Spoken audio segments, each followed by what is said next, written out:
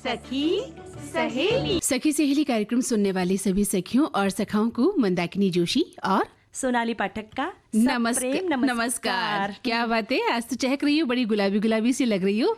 हाँ, तो हर बार ही चहकती हूँ क्योंकि साथ होता है आपका और बहुत सारे सखियों सहेलियों का और श्रोताओं का साथ होता है। तो अपने आप से ये जो चहकना महकना है ये अंदर से ही ये आ जाता है, प्रस्फुटित हो जाता है ना। हाँ, बिल्कुल सही कहा सोनाली आपने। और देखिए ना, अभी तो जो हम चहक रहे हैं ना, हमारे देश के जाबाज सैनिकों की वजह से जी है ना। बिल्कुल, उनके कारण आज हम चैन से हैं, सुकून से हैं, अपने काम पर जा रहे हैं और जिंदगी का हर लुत्फ उठा रहे हैं और कितने निश्चिंत होकर हम सोते हैं। सुबह से लेकर शाम तक हमारी जो दिनचर्या है वो उन्हीं के भरोसे हम इतने सुरक्षित होकर बिता रहे हैं, वरना हर कदम पर कितना डर होता है।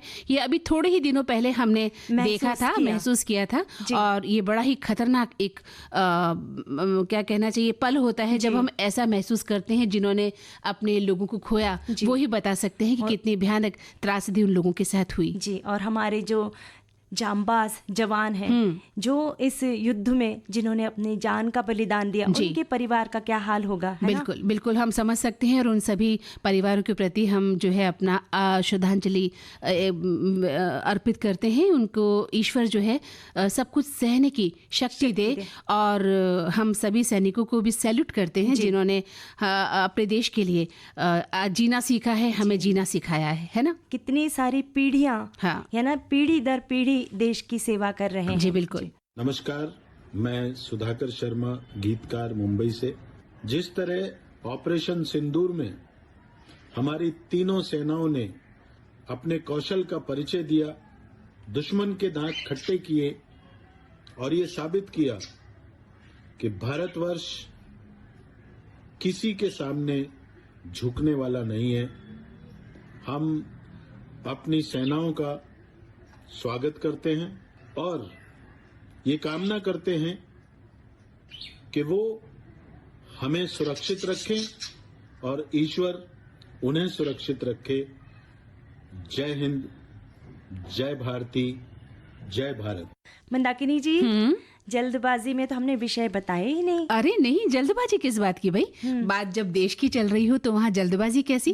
हमारे श्रोता भी तो जानते हैं ना कि हम जिस माहौल में अभी जी रहे हैं वहाँ हर पल हमें कितना सचेत और कितना सतर्क रहना है और अपने उन सैनिकों के प्रति लगातार हमें कृतज्ञता ज्ञापित करते रहनी है। तो ऐसी स्थिति में हम कहीं भी चूके नहीं है। सोनाली, अब बता दो कि हमारे आज के विषय कौन कौन से हैं? तो हम आज के विषय बता रहे हैं कि आज जैसे सोमवार को हम व्यंजन के बारे में जानकारी देते हैं। हमारी बहुत सारी सखियां, बहुत सारे श्रोता व्यंजन लिखकर भेजते हैं। तो कचुम्बर सलाद के जायके, यानी कचुम्बर का कितना महत्व है खाने में, क्योंकि इसमें रफेज होता है ना, बहुत सारे रेशे होते हैं। तो वो हमारी सखियां श्रोता लिखकर बताएं कि आप अपनी दैनिक जो भोजन है उसमें कचुम्बर किस तरह से बनाते हैं, क्या क्या इस्तेमाल करते हैं। साथ ही गलत फहमी, रिश्तों में दरार, इस विषय पर हमारे श्रोताओं ने भर भर के कमेंट्स लिखे हैं। तो इस विषय पर भी हम बातचीत करेंगे क्योंकि अक्सर हमारे घरों में, हमारे संबंधों में गलत फहमियां पैदा हो जाती हैं और रिश्तों में दरार आ ही जाती है, यानी रिश्ता खोखला ही हो जाता है वो, है ना। हाँ। बिल्कुल बिल्कुल।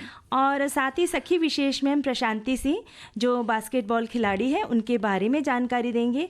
और आज खास दिन है संयुक्त राष्ट्र वैश्विक सड़क सुरक्षा सप्ताह। तो आज से यानी सड़क सुरक्षा सप्ताह चल रहा है। तो इस विषय पर भी बहुत जागरूक होने की जरूरत है, क्योंकि कितने सारे युवा अपनी सड़क दुर्घटना में अपनी जान दे देते हैं, शिकार हो जाते हैं दुर्घटना के। और युवा ही क्यों, बहुत सारे लोग जो हैं, जब हम देखते हैं कि परिवार नष्ट हो जाते हैं। सोनाली, कई बार ऐसी दुर्घटनाएं भी देखने सुनने को मिलती है कि जहां परखच्चे उड़ जाते हैं उस गाड़ी के जिसमें पूरा परिवार बैठकर कहीं जा रहा होता है। तो बहुत अफसोस होता है कि कहाँ गलती हुई होगी, किस तरह से गलती हुई होगी, किस तरफ से हुई होगी, और दोनों तरफ से जान गंवा बैठते हैं लोग बाग। तो अपने विचार लिखें हमारे श्रोता और बताएं कि क्या ऐसा कभी उनके साथ हुआ, भगवान न करे कभी ऐसा हो, और वो क्या संदेश देना चाहेंगे कि सड़क सुरक्षा की क्या मायने हैं, किस तरह से हमें नियमों का पालन करना चाहिए। और साथ ही एक और खास दिन है, अंतर्राष्ट्रीय निष्पक्ष खेल दिवस भी है। ये बहुत महत्वपूर्ण दिन है ना। और इस पर हम चर्चा करने ही वाले हैं और अपने श्रोताओं से गुजारिश करते हैं कि वो अपने विचार हमें लिख देखते रहें कि आपके जीवन में कभी कोई गलतफहमी हुई अपनों से, अपने परिवार वालों से, अपने दोस्तों से। 2 बहनों के बीच भी हो जाती है, माँ बेटी के बीच भी हो जाती है। ऐसा नहीं है कि दूर के लोगों के बीच ही गलतफहमी हो जाती है। करीबी रिश्ते में भी अक्सर गलतफहमियों के शिकार हम हो जाते हैं और रिश्ते टूटने की कगार पर पहुंच जाते हैं। यूं कहें कि रोजमर्रा के जीवन में भी रिश्ते हम सिर्फ निभाते हैं कई बार। असल में मन में कहीं उन रिश्तों के प्रति वो जो प्यार, वो जो आदर, जो अपनत्व होता है, वो कहीं होता नहीं है। समाज के डर से हम उसे निभाते चले जाते हैं, है ना। तो अंतर्राष्ट्रीय निष्पक्ष खेल दिवस पर चर्चा करें कि प्रतिवर्ष 19 मई को ये दिवस मनाया जाता है। अच्छा। मैत्री, एकजुटता, सहिष्णुता, समावेशिता और गैर भेदभाव की भावना से खेले जाने वाले कोई बढ़ावा देने के लिए समर्पित ये उत्सव है। और बिल्कुल। निष्पक्ष खेल प्रतिभागियों के बीच आपसी सम्मान को बढ़ावा देता है। निष्पक्ष खेल के सिद्धांतों को अपनाने से मित्रता, टीम भावना, समानता और अखंडता और खिलाड़ी भावना के निर्माण में योगदान होता है। सबसे बड़ी बात यह है सोनाली कि जो निष्पक्ष शब्द लिया है ना, इसके बहुत मायने हैं। खेलते तो हैं हम, लेकिन कई बार क्या होता है कि हम प्रतिस्पर्धा इतनी पाल लेते हैं कि खेल कम बजाय वो प्रतिस्पर्धा ज्यादा हो जाता है। तो प्रतिस्पर्धा होनी चाहिए, हेल्दी प्रतिस्पर्धा, लेकिन निष्पक्ष भाव से। और टीम भावना जब हमारे भीतर होगी तभी हम किसी टीम में अच्छा खेल सकते हैं। कई बार कोई खिलाड़ी इतना लालची या स्वार्थी अगर हो जाए कि वो सिर्फ अपना प्रदर्शन देखे, या कहीं भी, ये तो एक खेल की टीम है। आप अगर अपनी जिंदगी में भी देखते हैं, आप किसी कार्यालय में नौकरी करते हैं, घर परिवार में रहते हैं, पड़ोस में रहते हैं, अगर टीम भावना के साथ आप रहते हैं, परिवार में कोई सदस्य केवल अपनी अपनी सोचेगा कि मैं ही चमकता रहूं या मेरी ही बात मानी जाए या मैं ही हर सुख पालूं, तो वो परिवार टूट जाता है। जी, बिल्कुल सही। ठीक इसी प्रकार ये टीम भावना होती है खेल की, जहाँ हर खिलाड़ी एक दूसरे के लिए खेलता है। अपने लिए तो खेलता ही है, लेकिन टीम भावना से, अपने देश के लिए जीतने की भावना से खेलता जी। है। हमारे एक साथी लिख रहे हैं, अंतर्राष्ट्रीय निष्पक्ष खेल दिवस खेल भावना का अर्थ है खेल को निष्पक्षता और सम्मान के साथ खेलना। यह खेल जीत और हार दोनों के प्रति सम्मान का प्रतीक है। निष्पक्षता का अर्थ है कि खेल के नियमों का पालन करना और किसी भी तरह से गलत काम ना करना। यह दिन खेल जगत के सभी लोगों को खेल भावना को बढ़ावा देने और खेल में निष्पक्षता और सम्मान को बढ़ावा देने के लिए एक साथ आने का अवसर प्रदान करता है। बिल्कुल सही लिखा है इन्होंने, और हमारे और श्रोताओं ने अभी लिखा नहीं है, हम उनसे उम्मीद करते हैं। एक श्रोता वैसे लिख रहे हैं कि यह दिन खेल में निष्पक्षता, समानता और सहिष्णुता को बढ़ावा देने के लिए मनाया जाता है। संयुक्त राष्ट्र महासभा ने 19 मई को विश्व निष्पक्ष खेल दिवस के रूप में घोषित किया है, और उसका उद्देश्य है खेल में मैत्री, एकजुटता, सहिष्णुता, समावेशिता और गैर भेदभाव की भावना को बढ़ावा देना। और ये दिन खेल के माध्यम से समाज में सकारात्मक परिवर्तन लाने की भूमिका को भी बताता है। बिल्कुल सही कहा आपने। जैसा कि हमने कहा कि आपको खेल के प्रति या किसी भी चीज के प्रति सकारात्मक होना बहुत जरूरी है, क्योंकि हार और जीत सिक्के के 2 पहलू होते हैं। कभी ऐसा भी होता है कि बहुत अच्छी परिस्थिति होने के बावजूद हम हार जाते हैं, और कभी ऐसा लगता है कि बिल्कुल हमारी जीत तो निश्चित है, तब हम हार जाते हैं। तो ये तो सब, और कई बार तो हम हारते हारते जीत जाते हैं। आपने देखा है, क्रिकेट मैच हम देखते हैं, फुटबॉल के मैच हम देखते हैं, हॉकी के मैच हम देखते हैं, लास्ट अंतिम पल होता है, एक सिक्सर मारना होता है, रोमांचक हो जाता है, हम लोग सब चीज भूल जाते हैं और लगता है कि गई हमारी टीम, और अचानक पता चलता है कि खिलाड़ी ने गोल मार दिया, सिक्सर मार दिया और हम जीत गए। या कई बार हम लगता है कि जीतने वाले हैं और देखते देखते हम हार जाते हैं। तो ये जो हार और जीत का है, ये जीवन में चलता रहता है। जीवन भी एक खेल ही है सोनाली, जहां हम कभी हार जाते हैं, कभी जीत जाते हैं। तो उस हार को इतना भी दिल पे नहीं लगा लेना चाहिए कि हम अपनी जिंदगी को भूल जाएं, जीवन को भूल जाएं, जीने के तरीकों को, अपनी खुशियों को खत्म कर दें। आज हार है तो कल जीत है ना, और कल जीत है तो हम हार भी सकते हैं। इसलिए कहते हैं हर बार प्रथम आना ही मत सीखिए कि मैं फर्स्ट ही आऊं, सेकंड आना भी हमें सीखना चाहिए, है ना। हाँ, इस विषय पर हम कभी बातचीत करेंगे, क्योंकि आजकल के बच्चे जो है ना, हर बच्चा फर्स्ट आना चाहता है, उन्हें सेकंड आना ही नहीं, हारना ही नहीं, और फिर परेशान हो जाते हैं। जी बिल्कुल, माता पिता भी ये बोझ उन पर डाल देते हैं अक्सर। सभी माताओं पिताओं पर हम नहीं लागू करते, लेकिन अक्सर होता है कि माता पिता उन पर ये बोझ लाद देते हैं कि उन्हें 99% मार्क्स लाने हैं, और ऐसा करके बच्चा जो है दबाव में आ जाता है, और वो कई बार नहीं ला पाता, और कई बार उसे लगता है कि शायद वो किसी और चीज के लिए बना है। हमने इतने बड़े बड़े लोगों के इंटरव्यू सुने हैं सोनाली, जो महान लोग हुए, वो कहते हैं कि हमारा ध्यान कहीं और था और हमें कहीं और डाल दिया गया था। तो कई बार ये भी हमें जानना होता है कि हम किस लिए पैदा हुए हैं और हमारी जिंदगी का मकसद क्या है। तो हार जीत की भावना से ऊपर उठकर अगर हम जीवन को जीते हैं जी। तो ये एक बहुत बड़ा खेल सही है। मायने में जीवन जीते हैं ना? जीते हैं और बहुत बड़ा खेल है जीवन। जीवन भी एक खेल ही है ना, जी। कभी पास कभी फेल, खिलाड़ी है कोई और अनाड़ी है कोई, तो ये चलता रहेगा। और सबसे बड़ी बात है कि अंतर्राष्ट्रीय निष्पक्ष खेल दिवस इसीलिए मनाया जाता है कि खिलाड़ियों में आपस में खिलाड़ी भावनाओं, खेल की भावना बनी रहे। विजय अकेला। दोस्तों, हमें अपने फौजी भाइयों की हिम्मत और उनके शौर्य पे नाज है। उन्होंने जिस तरह से अपनी वीरता का परिचय दिया है वो अद्भुत है। हम उनका नमन करते हैं। हाँ तो सोनाली, अब क्या विचार है? आज सखी विशेष में बास्केटबॉल खिलाड़ी प्रशांति सिंह के बारे में जानकारी दे दें। अरे यानी कि आज आप खेल के मूड में है पूरी तरह से। लग तो यही रहा है। हर सोमवार को ही खेल के मूड में होते हैं ना। हाँ ये बात तो सही है, लेकिन आज आपको देखकर मुझे कुछ खास लग रहा है। आपकी जो ये ड्रेस है ना, ये भी स्पोर्ट्स ड्रेस ही लग रही है मुझे, है ना। आज लग रहा है कि बिल्कुल खिलाड़ी के मूड में आई हो और खेलों पर ही बात करना चाहती हो। चलिए बात करते हैं, बिल्कुल करते हैं। तो प्रशांति सिंह का जन्म 5 मई 1984 को वाराणसी उत्तर प्रदेश में हुआ था। महज 11 वर्ष की उम्र से ही उन्होंने खेलना शुरू कर दिया था और वर्ष 2002 में प्रशांति सिंह भारतीय महिला बास्केटबॉल टीम में शामिल हुई और जल्द ही कप्तान बन गई। बिल्कुल, और उन्होंने 30 अक्टूबर 2009 को वियतनाम में आयोजित तीसरे एशियाई इंडोर खेलों में टीम की कप्तानी भी की और इसमें उन्हें रजत पदक भी प्राप्त हुआ था। और 2011 की अगर हम बात करें तो श्रीलंका में दक्षिण एशियाई खेलों में उन्हें स्वर्ण पदक मिला था। और प्रशांति सिंह भारत की सबसे सम्मानित महिला बास्केटबॉल खिलाड़ी हैं। आप बास्केटबॉल फेडरेशन ऑफ इंडिया के शीर्ष 4 ए ग्रेड खिलाड़ियों में से एक हैं। साथ ही आपने राष्ट्रीय चैंपियनशिप, राष्ट्रीय खेलों और फेडरेशन कप में 22 पदक जीते हैं। प्रशांति सिंह भारत की पहली महिला बास्केटबॉल खिलाड़ी है जिन्होंने क्रमशः 2006 राष्ट्रमंडल खेल, 2 एशियाई खेलों 2010 और 2014 में राष्ट्रीय टीम का प्रतिनिधित्व भी किया है। बिल्कुल, और प्रशांति सिंह की हम बात कर रहे हैं तो एकमात्र बास्केटबॉल की खिलाड़ी है जिनके जीवन पर BQ यानी बोस की बास्केटबॉल बनारस नामक एक वृत्त चित्र फिल्म बनी, जिसे प्रतिष्ठित सत्यजीत रे फिल्म महोत्सव में शीर्ष 19 फिल्मों में चुना भी गया।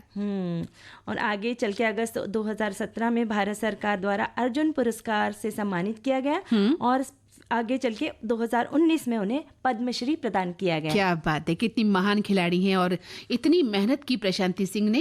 और सोनाली, सही रूप से देखा जाए ना तो बास्केटबॉल जो खेल है वो बहुत ही मुश्किल खेल है, सचमुच, है ना।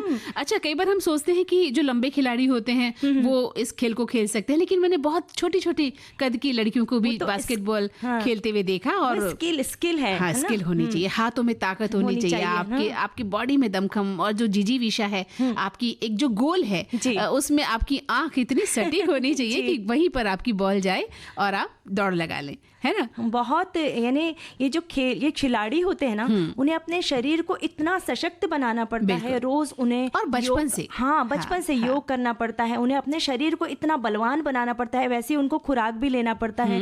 ये जो खिलाड़ी होते हैं अपने खाने में नमक का बहुत कम इस्तेमाल करते हैं, जिससे उनकी जो फ्लेक्सिबिलिटी ज्यादा होती है।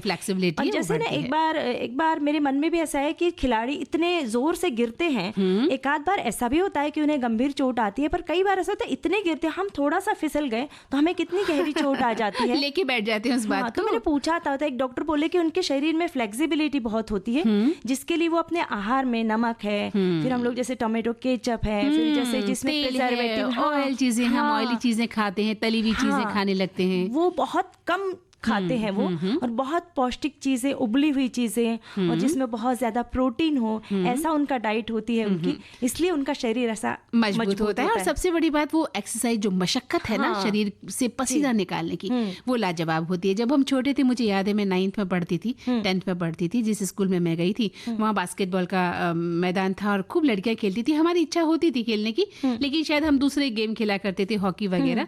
तो वहाँ छोटी छोटी कद की लड़कियां भी बिल्कुल बास्केट में बॉल डाल दिया करती थी। तो कई बार ये प्रश्न आता था कि जो लंबी लड़कियां हैं उनके लिए तो कहा जाता है, लेकिन देखते देखते वो लड़कियों की कद भी बढ़ गई, खेलते खेलते जो है ना उनकी लंबाई भी बढ़ी। खेल के माध्यम से उनकी मेहनत देखने लायक होती थी। इसलिए खेलना बहुत जरूरी है, जिससे आजकल के बच्चे थोड़े पिछड़ने लगे ना, मैदानी खेल कम हो गए, वीडियो गेम, मोबाइल गेम ज्यादा खेलने लगे। दिमागी खेल, जो दिमागी घोड़े हैं वो ज्यादा दौड़ते हैं और कमरे में बैठकर ही दौड़ते हैं, उनके कंप्यूटर के आगे, है ना, उनके मोबाइल के आगे। तभी तो आप देख लीजिए इम्यूनिटी जो बच्चों की डेवलप होनी चाहिए आम बच्चों की, वो आजकल नहीं है ना। उल्टे कि हमारा जो जीवन था वो बहुत अच्छा हुआ करता था जीवन। हम खिलाड़ी नहीं थे लेकिन खेला करते थे, हमारे खेलने के जो समय थे वो फिक्स थे और घंटों खेला करते थे और कैसे भी कहीं पे भी बैठ के दोस्तों के साथ खा लेते थे, कभी बीमार नहीं हुए। मिट्टी धूल कभी परहेज नहीं किया और नंगे पैर दौड़ा करते थे धूप में, है ना। आंधी तूफान में भी हम खेलिया करते थे, बरसात में भीग लिया करते थे।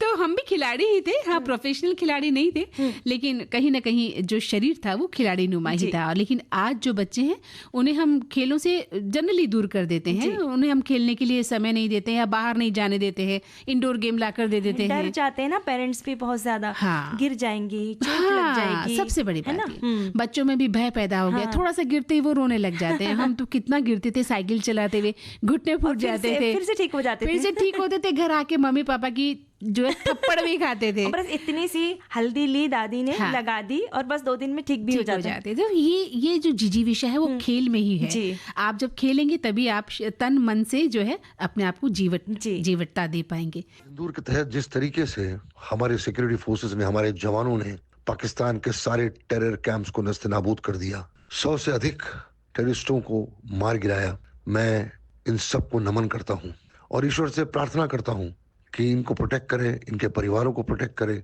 और इसी तरीके से देश को प्रोटेक्ट करने में इनकी सेहत, इनकी ताकत बनाए रखे और इनको ठीक रखे, खुशहाल रखे। जय हिंद। और मंदाकिनी जी, अभी जो संदेश हमने सुना था वो आवाज थी जाने माने फिल्म निर्देशक अशोक पंडित की आवाज थी। जी बिल्कुल बिल्कुल। और अब कुछ और कहना चाहती हो सोनाली? हाँ, आज मैं, जैसे आप जानते हैं कि मैं बड़ी दूर से आती हूँ, तो मैंने देखा कि जो युवा थे इतनी तेज गाड़ी चला रहे थे और ओवरटेक करने के चक्कर में उनकी इतनी जोरदार टक्कर हुई और वहीं पे उन्हें बहुत जोरदार चोट आ गई। अब मैं जल्दबाजी में थी तो मैं रुक नहीं पाई वहाँ पर ऐसा लगता है कि उन्हें बहुत चोट आई होगी। और ये सब जो है ना, ये सड़क पर जो है बहुत तेज गति से जो वाहन चलाते हैं उसके कारण ये सब दुर्घटनाएं होती हैं। बिल्कुल बिल्कुल सही कह रही हो आप, क्योंकि इस तरह की जो घटनाएं हैं आए दिन हम सुनते हैं जगह जगह, अलग अलग शहरों की जब हम खबरें पढ़ते हैं तो कहीं ना कहीं सुनाई देता ही है। ये हमने पढ़ना ही होता है कि फला जगह 2 वाहनों में टक्कर हुई, किसी वजह से यूं हुआ। तो ये दुर्घटनाएं जो होती हैं ये हमें भीतर तक दहला देती हैं। सचमुच इतने हम परेशान हो जाते हैं कि हम देख के ही इतने परेशान हो जाते हैं, तो उनके घर वाले, उनके करीबी या फिर जिन्हें चोट लगी है वो उनके कितने साथ ज्यादा परेशान होते होंगे। बस थोड़ी सी अगर हम थोड़ा जल्दी निकले घर से, है ना, और थोड़ा सा दिमाग जो है ना, ये जब वाहन चलाते हैं उस वक्त हमारे दिमाग का भी संतुलन बहुत ठीक रहना चाहिए, क्योंकि मन में अगर विचार मंथन शुरू हो तो ऐसे में दुर्घटनाएं बहुत होती हैं। बिल्कुल सही कहा आपने। एक तो हम घर से लेट निकलते हैं अगर, है ना, ऑफिस जा रहे हैं, कॉलेज जा रहे हैं, पढ़ने जा रहे हैं, कहीं भी घूमने जा रहे हैं। दूसरा, हम 10 तरह की चिंताएं अपने दिमाग में लिए घूमते हैं कि हमें वहां जाना है, फिर ये करना है, वो करना है। इस ऊहा-पोह में हम सेंट्रलाइज हो ही नहीं पाते सड़क के प्रति, और सड़क की जो नियम है, सुरक्षित रहने के नियम है, उनके बारे में तो हम सोचते ही नहीं है सोनाली। यानी ये जो बात है ना कि हेलमेट लगाना चाहिए, तो ऐसा होता है कि लोग पुलिस के डर से लगाते हैं। पर ऐसा नहीं है, हमारा सिर सुरक्षित रहेगा, हमारे लिए हमें हेलमेट लगाना है, ना कि हमें फाइन लगेगा इस डर से हमें हेलमेट लगाना। देखिए, आप सोच की बात देखिए, छोटे शहरों में तो सोनाली ये चीजें बहुत देखी जाती हैं कि दूर से हमें दिख जाता है ट्रैफिक पुलिस खड़ी है, हम हेलमेट सिर में डालते हैं और जैसे ही आगे निकले पीछे झांका और निकाल के हम टांग के और हमें लगता है कि हमने कितनी बड़ी जीत हासिल कर ली। ट्रैफिक पुलिस को चकमा देके हम कितना बड़ा काम करके निकल रहे हैं। या कई बार क्या होता है कि वो चेकिंग के लिए रोक लेते हैं वाहनों को, है ना, आपके पास आपका कार्ड नहीं होता है, ड्राइविंग कार्ड नहीं होता है, लाइसेंस नहीं होता है, तो लोग आपको आगे से आगे सूचना देते थे वहां मत जाना, वहां चेकिंग हो रही है, आप अपना रास्ता बदल लेते हैं या अलग अलग वाहन, और हमें बड़ा अच्छा लगता है, देखा कैसे चकमा देकर हम निकल आए। तो ये चीजें हमने कभी नहीं सोचा कि ये सब हमारी ही भलाई के लिए होता है। और उस जीत के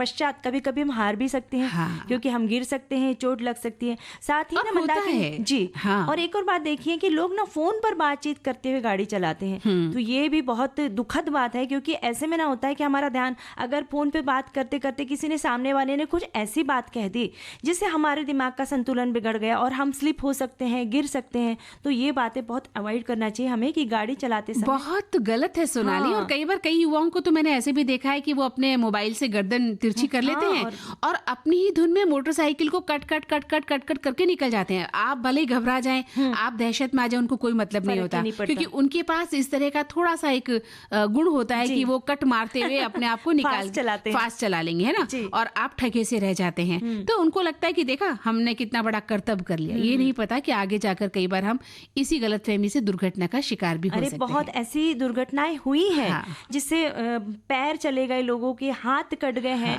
और फिर ऐसा लगता है ना कि जान है तो ये खूबसूरत जहान है ना। हाँ, लेकिन हम किसी दूसरी दुनिया में ही रहते हैं सोनाली, और इसलिए हम यातायात नियमों का पालन तो करना पसंद ही नहीं करते हैं। सीट बेल्ट लगाना, हेलमेट पहनना और ध्यान भटकाने वाली चीजों से अपने आप को बचा के रखना, पैदल चलने वाले यात्रियों के बारे में सोचना, या जो साइकिल चालक हैं उनके बारे में सोचना, या कोई भी नशा या ऐसा कोई चीज लेकर घर से नहीं निकलना है, या हमें नशाखोरी से बचना ही है हर हालत में। ये सभी बातें हमें बहुत जरूरी हैं पालन करने के लिए। लेकिन होता क्या है कि हम इससे लापरवाह अंदाज में रहते हैं और गाड़ी चलाते हैं। तो आज ये खास दिन है, संयुक्त राष्ट्र वैश्विक सड़क सुरक्षा सप्ताह। अच्छा, तो यानी हम सप्ताह मना रहे हैं जी। तो 7 दिन तक इस विषय पर चर्चा होगी, और इस प्रतिदिन सड़क दुर्घटनाओं को रोकने के उद्देश्य से ये दिन मनाया जाता है। तो बस इस बारे में जागरूक होने की बहुत जरूरत है। और मंदाकिनी जी, एक और बात है ना कि बिल्कुल पास में जाना हो तब भी हम गाड़ी लेकर जाते हैं। सही बात है। तो पैदल चलना जरूरी है। तो जिससे हम बहुत सारे प्रदूषण जो है ना उस पर रोक पा सकते हैं। जैसे हम ध्वनि प्रदूषण रोक सकते हैं, वायु प्रदूषण रोक सकते हैं। अगर बिल्कुल पास में जाना है तो आप पैदल जाइए, आपकी भी सेहत में सुधार होगा। डॉक्टर्स कहते हैं कि पैदल चलिए, स्वास्थ्य के लिए पैदल चलना बहुत जरूरी है। और साथ ही अगर थोड़ी दूर पे जाना है, 1-2 किलोमीटर, तो साइकिल पे जा सकते हैं। साइकिल चलाने से भी हमारा व्यायाम भी होगा। साइकिल चलाना और रखना तो हम भूल ही गए हैं सोनाली। सबसे बड़ी बात आपने कहा ना कि हम वाहन लेके निकल पड़ते हैं। मैंने तो ऐसे भी लोग देखे हैं जो दुपहिया वाहन नहीं, अपना 4 व्हीलर भी लेके बिल्कुल पास में ही जाना है और वो जाते हैं इसी तरह जैसे साइकिल चलाते हुए जा रहे हैं, है ना। शहरों में तो ये ना पार्किंग की भी कितनी ज्यादा समस्या हो गई है ना, कि कहीं पे भी गाड़ी पार्क कर देते, फिर अगर बाजू से अगर एम्बुलेंस निकल रही होगी तो वो निकल नहीं पा रही, जगह नहीं देते हैं। बहुत सारी चीजें हैं, बहुत सारी बातें हैं। बस हमें जागरूक होने की जरूरत है कि हमारे क्या कर्तव्य है। हाँ, देखिए, हर चीज में अगर हम नियम कानून की बात करते हैं तो अगर आपने उनको धत्ता बता दिया है तो फिर उनका कोई इलाज तो है नहीं। वो इलाज तभी है जब हम उसको दुर्घटना का शिकार हो जाते हैं, तब हमें समझ आता है कि यातायात के नियमों का पालन करना कितना जरूरी है। ट्रैफिक सिग्नल है, जो गति सीमा है, जो यातायात के संकेत हैं, क्या उनके बारे में कभी हम सोचते हैं? उनका ज्ञान हमें प्रॉपर होता है? नहीं होता है। और है ना, ऐसा है ना कि बच्चे ना बड़ों को देख के उन्हीं की तरह जीते हैं, उन्हीं की तरह सब प्रयास करते हैं। तो बच्चों के सामने एक ऐसा उदाहरण रखिए कि बच्चे भी नहीं तो कहेंगे कि नहीं पापा तो फास्ट चलाते हैं गाड़ी, है ना, तो पापा तो ऐसे पार्क करते हैं। अगर हम बोलेंगे तो बच्चों के सामने भी एक अच्छा उदाहरण हमें रखना जरूरी है। बिल्कुल, और क्योंकि जैसा हम उनके सामने चलाएंगे उनको भी एक रोमांच होता है कि मेरे पापा या मेरी मम्मी जो है ऐसे कट मार देती है ना, मेरा भैया ऐसे कट मारता है गाड़ी में, और ऐसा मैं बड़ा होके मैं भी ऐसे ही कट मारने वाला हूँ। तो ये सब चीजें जो हमारे अंदर एक रोमांच पैदा करती हैं, या हम फिल्मों में देखते हैं कई बार इस तरह के स्टंट सीन देखकर भी कुछ लोग नकल करते हैं और भयंकर दुर्घटना का शिकार हो जाते हैं। वो मनोरंजन का साधन है, आप उसे सीखिए। आपको स्टंट करना है तो उसकी भी प्रैक्टिस होती है, अलग से ट्रेनिंग लीजिए, तब जाकर आप कोई स्टंट कर सकते हैं। लेकिन सड़क पर खुलेआम स्टंट करने की आपको जो है अलाउ नहीं होता है, बिल्कुल नहीं करना चाहिए। आप खुद भी उस दुर्घटना का शिकार होते हैं और दूसरों को भी इसमें घसीट लेते हैं। बहुत ज्यादा दुर्घटना, यानी पैदल चलने वाले भी आपके चक्कर में आके उन्हें भी बहुत ज्यादा चोट पहुंच सकती है। बिल्कुल सही कहा आपने। इसलिए संयुक्त राष्ट्र वैश्विक जो सड़क सुरक्षा सप्ताह हम मना रहे हैं, ये सप्ताह कहें या हर दिन कहें, सड़क सुरक्षा के नियमों से हमें जागरूक होना चाहिए और उन नियमों का पालन करके ही जीवन को चलाना चाहिए। मैं मनोज गोयल मायावी, एक लेखक और एक अभिनेता, अपना यह संदेश देना चाहूँगा। हाल के दिनों में ऑपरेशन सिंदूर में भारत की तीनों सेनाओं, थल सेना, वायुसेना और नौसेना ने असाधारण पराक्रम का प्रदर्शन किया है। पहलगाम में निहत्थे नागरिकों पर हुए कायराना हमले का यह एक सशक्त जवाब था। हमारे फौजी भाइयों ने जिस अदम्य साहस और शौर्य का परिचय दिया है, हमें उन पर नाज है। यह अद्भुत है, हम उनका तहे दिल से नमन करते हैं। आइए ऑपरेशन सिंदूर की सफलता पर भारतीय सशस्त्र बलों को बधाई दें, उनके शौर्य, निष्ठा और समर्पण को सलाम करें। धन्यवाद।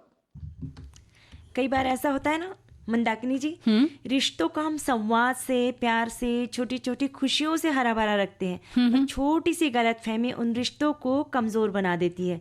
और गलतफहमी तो वो दीमक जैसी होती है ना, जो आपके रिश्तों को अंदर से ही खोखला बना देती है। बिल्कुल सही कहा आपने। और गलतफहमी के कारण जो है रिश्तों के टूटने का मुख्य कारण होता है हमारे बीच में बातचीत का अभाव होना। तो जल्दी से बोलकर सारी बातें क्लियर कर लेनी चाहिए। और सबसे ज़रूरी बात है ईगो, यानी अहंकार। अच्छे अच्छे रिश्तों को अहंकार जो है बिगाड़ देता है। मैं बड़ा हूँ, या मेरी कोई गलती नहीं है, या मैं क्यों पहल करूँ, ऐसा सोचने से गलतफहमी की खाई और भी गहरी हो जाती है। और सामने वाले की पूरी बात सुनकर ही आप को रिएक्ट करना चाहिए। कई बार हम थोड़ी सी बात सुनते ही रिएक्ट कर देते हैं, बुरा मान जाते हैं, और ऐसे में क्या होता है कि वो रिश्ता जो है हमेशा के लिए खत्म हो जाता है। तो ये जो गलतफहमी है ये रिश्तों में दरार लाती है, रिश्ते खत्म कर देती है, इंसान के में तनाव पैदा करती है। सबसे बड़ी बात, जो खूबसूरत रिश्ते हैं वो खत्म हो जाते हैं। और है ना, पुराने दिन जब हम याद करते हैं तो हमें तब सोच के ऐसा लगता है, अरे मेरी कितनी अच्छी दोस्ती थी उसके साथ में, ये क्या हो गया है, पर मैं कैसे पहल करूं। सामने से उसका फोन आएगा तो मैं बात करूंगी, या फिर उन्होंने पहल करना चाहिए, उनके परिवार वालों ने बोलना चाहिए। ऐसे गलती तो उनसे हुई थी, धोखा उन्होंने दिया था। हम अपने आप को पाक साफ सिद्ध कर देते हैं कि हम बहुत ही साफ सुथरे हैं, सामने वाला ही गलत है। तो ऐसी स्थिति में होता क्या है, हमें क्या गरज है, उसको गरज नहीं है तो मुझे भी कोई गरज नहीं है, मैं भी बहुत सही हूँ, मैं अकेली बहुत सुखी हूँ। दुनिया भर के विचार गलतफहमी में पाल लेते हैं हम, और अंदर अंदर कुड़ते रहते हैं, परेशान होते रहते हैं, तकलीफ होती है, मानसिक रूप से बीमार हो जाते हैं, क्योंकि कहीं ना कहीं हमें वो दोस्ती, वो संबंध, वो प्यार, वो सब याद तो आता है, लेकिन बस वही बात की पहल कौन करे, और रिश्ते खत्म हो जाते हैं। तो हमारे श्रोताओं ने भी खूब लिखा है, और लगता है कि हमारे श्रोताओं के साथ भी ऐसा हुआ होगा, और कहीं ना कहीं उन्होंने भी चोट खाई होगी रिश्तों में, आहत हुए होंगे। तो एक श्रोता लिखते हैं कि हमें बड़ी बातों के अलावा छोटी छोटी बातों पे ज्यादा गौर करना चाहिए, क्योंकि छोटी छोटी बातें मनमुटाव का जरिया बनती हैं। होता क्या है, बड़ी बड़ी बातें जब होती हैं तो अक्सर उन पर चर्चा कर ली जाती है, लेकिन छोटी छोटी बातें दिल की दिल में रह जाती हैं, और कई बार हम उन पर बात करने से भी कतराते हैं। हमारे एक साथी लिखते हैं, गलतफहमियां अच्छे अच्छे रिश्तों को खत्म कर देती है। अगर गलतफहमियों को समय रहते ठीक ना किया जाए तो कई रिश्ते इनके कारण टूट भी जाते हैं। जीवन में सच्चे और पवित्र रिश्ते बहुत मुश्किल से मिलते हैं, फिर वो चाहे मित्रता हो, जीवन साथी हो, या आपके परिवार के रिश्ते। हर रिश्ते का अपना महत्व होता है, और उन्हें पूरी ईमानदारी के साथ निभाना हमारा कर्तव्य है। अगर आपके रिश्ते भी गलतफहमी का शिकार हो रहे हैं तो इन्हें समय रहते संभाल ले, ताकि आपके रिश्तों में मधुरता बनी रहे और कड़वाहट की इसमें कोई जगह ना हो। एक श्रोता लिखते हैं कि जीवन में सच्चे और पवित्र रिश्ते बहुत मुश्किल से बनते हैं, और हमें रिश्तों में एक दूसरे की फीलिंग को समझना चाहिए, उनके इमोशन, उनके जज्बात की कद्र करनी चाहिए। कहीं ऐसा ना हो हमारी वजह से किसी के इमोशन हर्ट हो जाएं, और ये सब दूरियों का सबब मनमुटाव का जरिया बनती है। हमारे एक साथी लिखते हैं कि रिश्ते को अव्यवस्थित रख सकता है ना, ये जो ये है गलतफहमी। आमतौर पर गलतफहमी का अर्थ होता है किसी बात के बारे में स्पष्टता ना होना या बहुत कम होना। गलतफहमी बिना किसी सबूत के धारणा का परिणाम है, और ये आगे भी जारी रहती है जब तक कि चीज़ें ज़्यादा पारदर्शी न हो जाए। आप और दूसरे के बीच कुछ बातों पर अलग अलग विचार हो सकते हैं, लेकिन सही दृष्टिकोण न हो तो गलतफहमी में बदल जाते हैं। इसलिए ज़रूरी है कि आप कितनी समझदारी से आपके रिश्ते को संभालते हैं। बिल्कुल सही कहा। और वहीं एक श्रोता लिखते हैं कि किसी रिश्ते में दरार तब आती है जब हम उसकी कम से कम उम्मीद करते हैं, और हम अपने रिश्तों पर विशेष ध्यान देते हैं, क्योंकि उन्हें सफल बनाने के लिए कड़ी मेहनत की जरूरत होती है। हमारे विशेष ध्यान और कड़ी मेहनत के बिना कुछ भी नहीं बढ़ सकता, यहाँ तक कि हमारे रिश्ते भी नहीं। हमारे एक साथी लिखते हैं कि गलतफहमी का मतलब है दुरावा, यानी दूरी, जो हमारे रिश्तों में आ जाने पर अनर्थ तक कर डालते हैं। जो बहुत छोटी छोटी बातें भी हो सकती है, लेकिन उसकी उपेक्षा या हमारे बीच तीसरे का आ जाना, जो जरा सी बात को तिल का ताड़ बनाकर हमारे संबंध को खराब कर देते हैं। अतः यदि कहीं से आपको कोई गलतफहमी हो तो मिल बैठकर उसकी चर्चा करके उसे दूर कर लेने में ही भलाई है। यदि यह गलतफहमी बढ़ती है तो हमारे रिश्ते टूट जाते हैं, जो आगे चलकर हमारे पछताने पर भी नहीं सुधर पाते, क्योंकि संबंध बिगड़ जाने के बाद वह व्यक्ति अन्य के संपर्क में हो जाता है, जो हमसे घृणा करने लगता है। हाँ, बिल्कुल सही कहा। वही एक श्रोता ने लिखा है कि गलतफहमी रिश्तों में दरार, भाई गलतफहमी पाले ही क्यों जो रिश्तों में दरार लाए, और यदि गलतफहमी आ भी गई है तो इसे दूर कैसे करें। पहले तो गलतफहमी आने ही न दें, ऐसा व्यवहार करें। फिर भी यदि कोई दूसरे के माध्यम से गलतफहमी पैदा हो भी जाती है तो उसे मिलकर शीघ्रता से दूर कर लें, ताकि दरार आई है तो मिट सके। माना कि स्नेह का धागा चटकने मात्र से से ही टूट जाता है, फिर ऐसे रिश्तों के स्नेहमय धागों को अतिशीघ्र चटकने से पहले ही बचा लें, ताकि गांठ पड़ने के बाद फिर ये अवसर नहीं आता है। गलतफहमियां जब बार बार होती है तो विश्वास की कमी के कारण होती है। विश्वास किसी भी स्वस्थ रिश्ते का आधार होता है और इसकी कमी से रिश्ता कमजोर हो जाता है।